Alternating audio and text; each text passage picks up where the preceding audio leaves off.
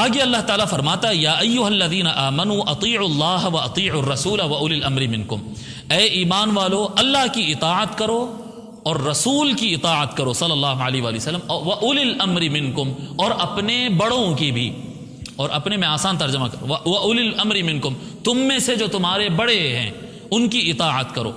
अब ये बड़े हैं से मुराद क्या है? बेशतर मुफस्सिरीन, आप इब्ने कसीर पढ़ें, आप तबरी पढ़ें, कुर्तुबी पढ़ें, मदारिक पढ़ें, जो तफसीर पढ़ते हैं, उलिल अम्र से मुराद सियासी लीडर होते हैं। मुफस्सिरीन ने जो लिखा है वो मेरा नहीं है, मेरा मौक़िफ़ नहीं, यानी आपके जो सियासी हुक्मरान है, आपके जो मुल्क का नज़्म नस्क़ देखते हैं, सारे मुफस्सिरीन ने ऐसा लिखा। उस वजह से लिखा क्योंकि वो लिखने वाले इस्लामी ममालिक में रहते थे जी, इस्लामी ममालिक में, उन ममालिक में रहते थे उस दौर में। आज के भी इस्लामी ममालिक नहीं थे वो उस जमाने के इस्लामी मुल्क थे जहां का गवर्नर ही जुमा की नमाज पढ़ाता था। वो एक अलग दौर था ना, जो मुसलमानों का बड़ा बनता, लीडर बनता, वोटिंग से मुंतखब होके आता, या बादशाह बनता, बादशाह का गवर्नर बनता, जो बड़ा बनता, पॉलिटिकल लीडर जो बड़ा लीडिंग करता है, वही आदमी नमाज पढ़ाता था 5 वक्त की, वही आदमी करता था। इसलिए इस तरह से उन्होंने तफसीरें की। साबिक़ा आप तफासिर में यही मिलेगा। लेकिन अगर इसकी तशरीह में जाएंगे, वह उलिल अम्र से मुराद ये होता कि आपके मामलात में आपके रहनुमा जो होंगे, हाँ पॉलिटिक्स में जाएंगे तो आपके पॉलिटिकल रहनुमा की इताअत करिए, अगर इल्म में शरीयत में जाएंगे तो आपके कानूनी जो शरई जो रहनुमा है, आपके कुरान और हदीस जानने वाले आलिम हैं, आप उनकी इताअत करें। आप तरीक़त के मैदान में, तसव्वुफ़ के मैदान में आते तो आपके जो मुर्शिद और बुजुर्ग हैं उनकी इताअत करें। जिस मामले में आप चल रहे हैं, तिजारत में चल रहे हैं, तो तिजारत में आपके जो बड़े हैं उनकी इताअत करें, उनकी इताअत करें।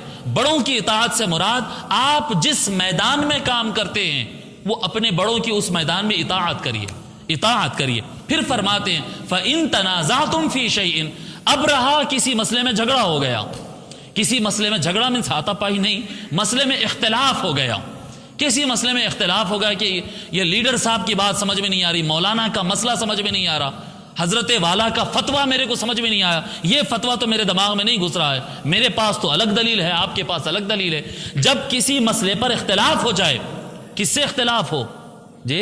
अपने बड़ों के फतवे से इख्तिलाफ हो जाए, या वह उलिल अम्र के बाद आ रहा है फ़इन तनाज़अतुम। जैसा मैं कहूँगा ना भाई, मेरे मदरसे के बड़ी मौली साहब, ये मेरे मदरसे के बानी, मैं जहाँ से पढ़कर आया हूँ, जामे निज़ामिया से मैं पढ़कर आया, तो जामे निज़ामिया से अगर मैं पढ़ा तो जामे निज़ामिया के बानी जो है इमाम अनवारुल्लाह फ़ारूक़ी रहमतुल्लाह अलैह का यही मसला है। मौलाना जुल्फ़िकार साहब बोले ये मुझे नहीं समझ में आ रहा है, मैं आपके इमाम साहब से इख्तिलाफ करता हूँ। नहीं, इमाम से कैसा इख्तिलाफ कर सकते हैं आप? हो ही नहीं सकता ऐसा। जो क्या कहते हैं इमाम अनवारुल्लाह फ़ारूक़ी रहमतुल्लाह अलैह से जो इख्तिलाफ किया, मैं उसको मुसलमान नहीं मानता। ये इस तरफ से नहीं, अल्लाह ताला फरमा रहा है अगर अपने अकाबिर के, अपने औलिया के, अपने उलमा के, अपने मुफ्तीन के, अपने अइम्मा के अक़वाल में, उनके फतावा में, उनके इल्म में अगर किसी दो लोग में इख्तिलाफ हो गया तो फैसला कैसा करना? जमात के एतबार से, क़ुव्वत के एतबार से? फरमाया नहीं, फ़इन तनाज़अतुम फ़ी शैइन फ़रुद्दूहु इलल्लाहि वर रसूल, तो उस मसले को लौटा के देख लो किताब और सुन्नत पर, अल्लाह के कौल पर देखो, कुरान में क्या आया है, हदीस को उठाकर सामने रखो और उससे तकाबुल कर लो। अल्लाह रसूल का कलाम फैसला होगा, अल्लाह रसूल का कलाम फैसला होगा। देखिए इसमें मैं आपको कुछ बातें बताता हूं, आयत पहले तकमील कर लेते हैं, फिर कुछ बातें अर्ज करता हूं।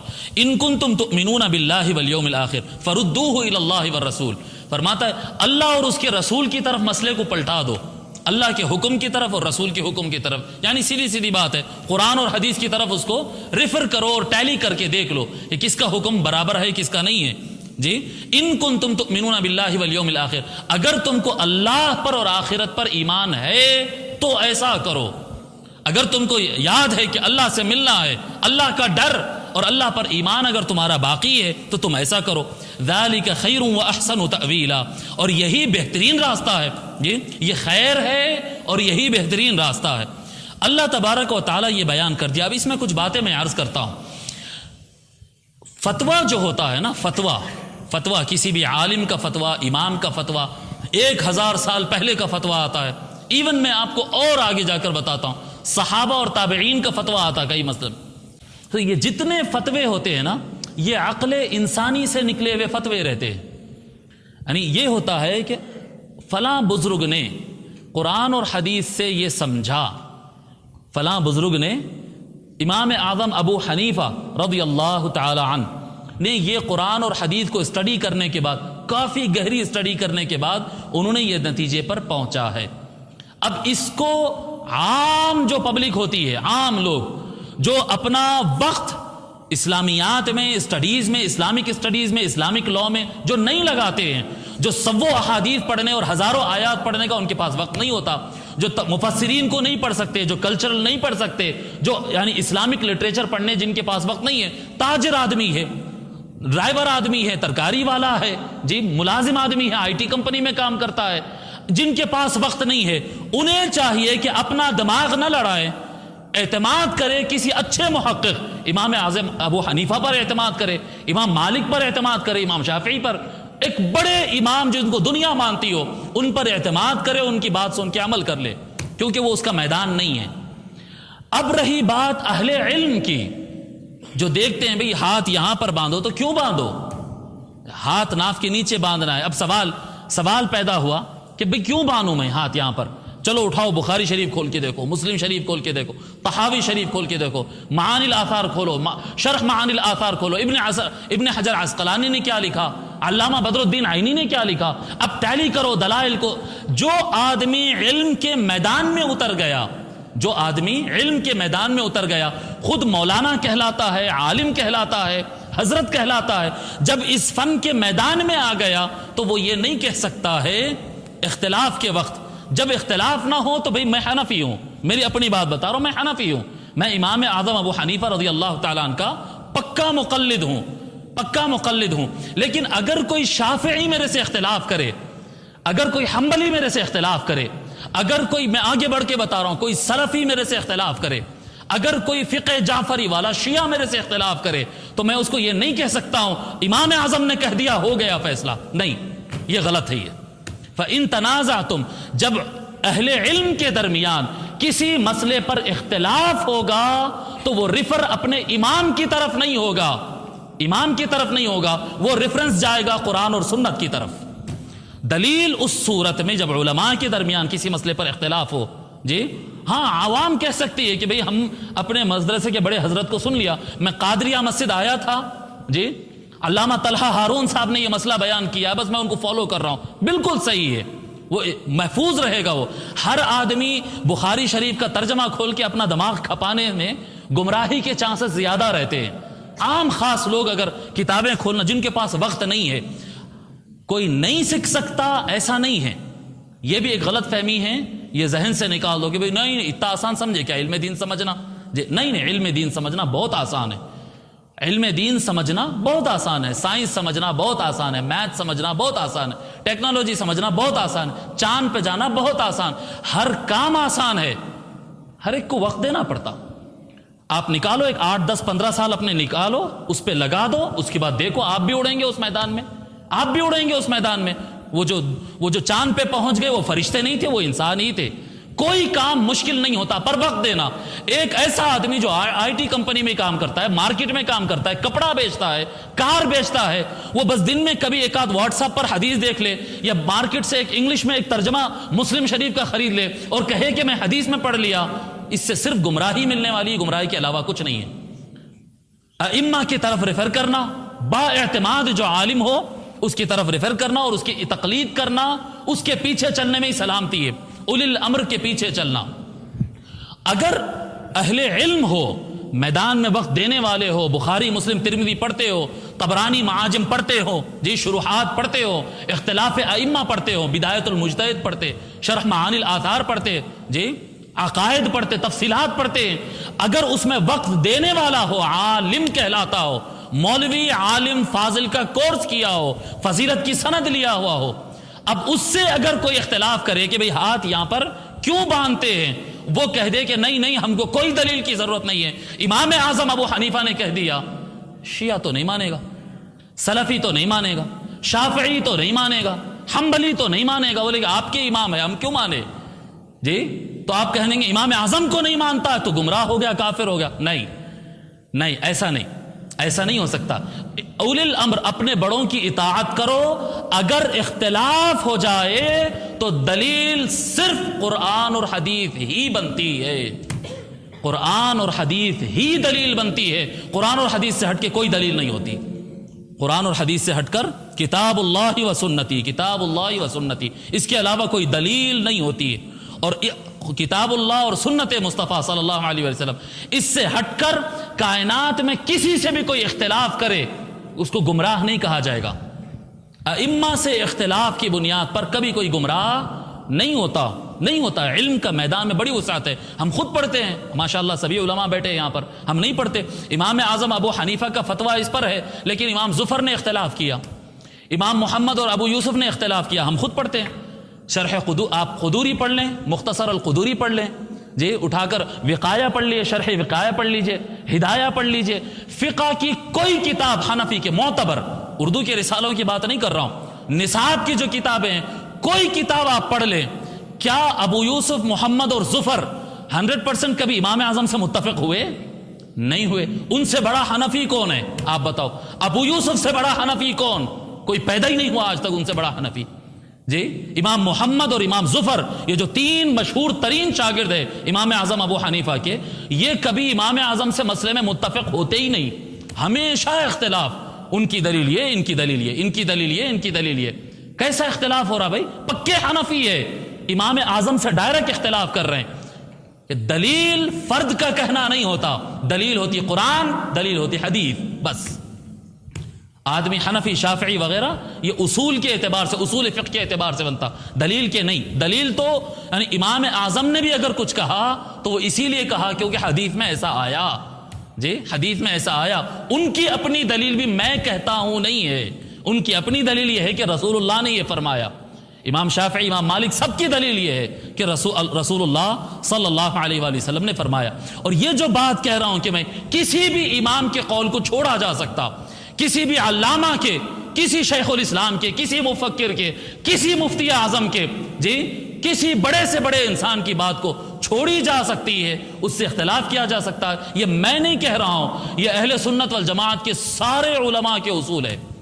और मैं उसके लिए कुछ अक़वाल आपके सामने नकल करूंगा। सबसे पहले इमाम गज़ाली रहमतुल्लाह अलैह, इन अहले सुन्नत वल जमात के इमाम, अपने ज़माने के मुजद्दिद इमाम गज़ाली रहमतुल्लाह अलैह फरमाते हैं, मा मिन अहदिन इल्ला युअख़ज़ु मिन इल्मिही व युत्रकु इल्ला रसूलुल्लाह सल्लल्लाहु अलैहि वसल्लम। फरमाते इमाम गज़ाली रहमतुल्लाह अलैह, हर इंसान के इल्म में से, उसके अक़वाल में से, उसके फतवा में से लिया भी जा सकता है, छोड़ा भी जा सकता है, इल्ला रसूलुल्लाह। हाँ, अल्लाह के रसूल का कलाम है, उसमें सिर्फ लिया जाएगा, छोड़ नहीं सकते। अल्लाह के रसूल सल्लल्लाहु अलैहि वसल्लम की बात को नहीं भाई ये हदीस में मानता, ये हदीस नहीं मानता, नहीं चलेगा, पूरे मानना होगा। अमल किस पे करेगा एक अलग बात है, पर मानना तो होगा। मगर रसूलुल्लाह सल्लल्लाहु अलैहि वसल्लम के बाद से हजरत सैयदना अबू बकर सिद्दीक रज़ियल्लाहु ताला अन्हु से लेकर कायनात के खत्म तक, क़यामत आने तक, किसी भी फर्द के इल्म से इख्तिलाफ किया जा सकता है। सहाबा में बाहम इख्तिलाफ होता था। फिर दोहरा रहा हूं कि ये पब्लिक का काम नहीं है। कहीं ये बयान सुन के बाद लोग ये समझेंगे कि भाई हम भी इख्तिलाफ कर सकते हैं। अरे नहीं बाबा, तुम लोगों का सब्जेक्ट नहीं, अवाम का नहीं, ये अहले इल्म जो बैठे हैं, ये अहले इल्म का सब्जेक्ट है।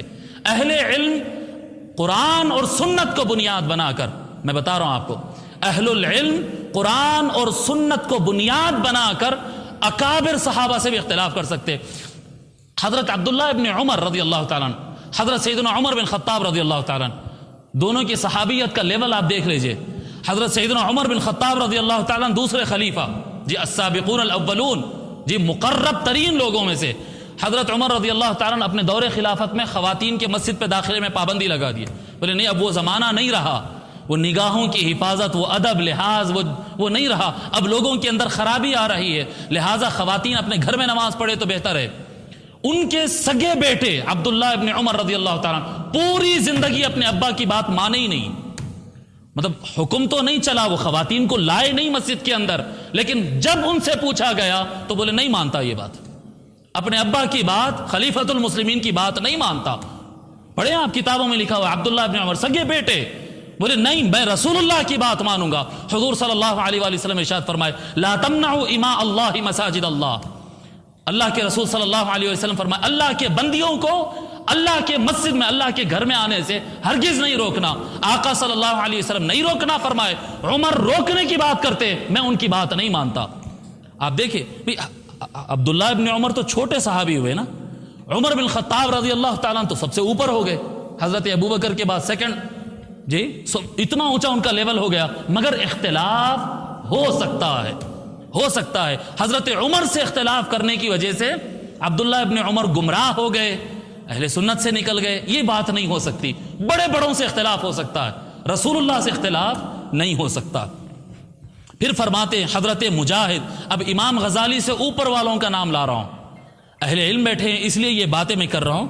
इमाम गजाली 1000 साल पहले के, गौसे पाक से थोड़ा पहले के इमाम गजाली रहमतुल्लाह अलैह, हुजूर गौसे पाक रज़ी अल्लाह ताला अन्हु से थोड़ा पहले के, यानी इमाम गजाली के ज़ईफ़ी और गौसे पाक की नौजवानी, और बाज़ लोग नकल किए हैं कि दोनों की मुलाकात भी है, मुलाकात भी है। बहरहाल उतना सीनियर इमाम गजाली, उनसे और ऊपर चले जाएं आप, ज़माने ताबईन में, ज़माने ताबईन में पहुंच जाए, हजरत मुजाहिद, मुजाहिद इब्न जबर रज़ी अल्लाह ताला अन्हु, अकाबिर मुफस्सिरीन में से। बल्कि ये कहा जाता है, ये कुरान को जो 30 पारों में डिवाइड करे ना, ये 30 पारे बनाए कौन? क्या हुजूर ने बनाया? नहीं नहीं। क्या सहाबा ने बनाया? नहीं नहीं। 30 पारों की तकसीम करने वालों का नाम हजरत मुजाहिद है। हजरत मुजाहिद, एक रिवायत में पढ़ा था ऐसा कि हजरत मुजाहिद ने इनको 3 पारों का ये तकसीम किया था। हजरत मुजाहिद कहते हैं, और इमाम मालिक इब्न अनस जो इम्मा फ़िक़्ह में से दूसरे इमाम है, इमाम मालिक इब्न अनस रज़ी अल्लाह ताला अन्हुमा, ये दोनों पक्के ताबिई, ये दोनों ताबिई इम्मा कहते हैं, क्या कहते हैं? कुल्लु अहदिन युअख़ज़ु मिन क़ौलिही व युरद्दु इल्ला साहिब हाज़िल क़ब्र। आका सल्लल्लाहु अलैहि वसल्लम के रोज़े पाक के सामने खड़े होकर कहते हैं, हर इंसान के कौल को लिया भी जा सकता है और इख्तिलाफ करके उसको छोड़ा भी जा सकता है। ये रोज़े पाक के साहिब के अलावा, ये रोज़े पाक में जो साहिब है, इनके कौल को छोड़ा नहीं जा सकता। बाकी हर एक के कौल को लिया भी जा सकता, छोड़ा भी जा सकता है। मैं बताना चाह रहा हूं, यानी अल्फाज मुस्तफ़ा का मुकाम क्या है कि आका सल्लल्लाहु अलैहि वसल्लम का फरमान ईमान का पार्ट बन जाता है। अगर कोई कहे कि मैं हुजूर की ये बात नहीं मानता, वो सीधा गुमराह और दोज़खी हो जाएगा।